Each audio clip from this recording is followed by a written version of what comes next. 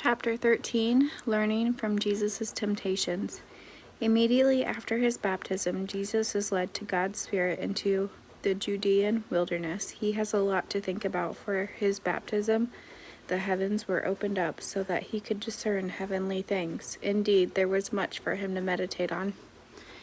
Jesus spends 40 days and 40 nights in the wilderness and eats nothing during this time. Then, when Jesus is very hungry, the devil approaches him to tempt him, saying, "If you are a son of God, tell these stones to become loaves of bread." But Jesus knows it is wrong to use his miraculous powers to satisfy his personal desires. So he refuses to be tempted. But the devil does not give up. He tries another approach.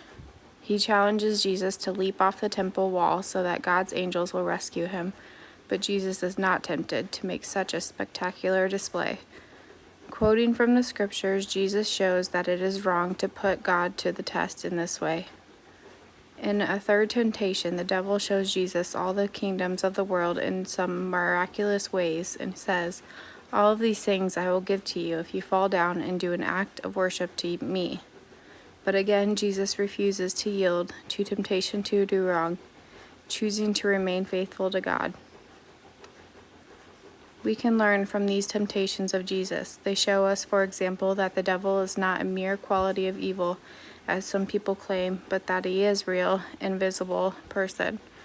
The temptation of Jesus also shows that all the world governments are the devil's property. For how could the devil be offering them to Christ have been a real temptation if they were not really his?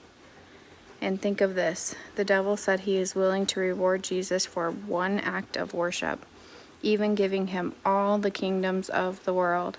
The devil may try to tempt us in similar way, perhaps placing us before us tantalizing opportunities to obtain worldly wealth, power, or position. But how wise we would be to follow Jesus' example by remaining faithful to God, whatever the temptation may be.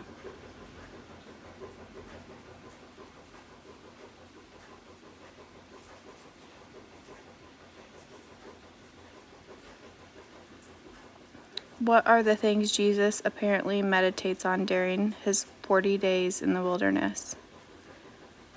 How does the devil try to tempt Jesus? What can we learn from Jesus' temptations?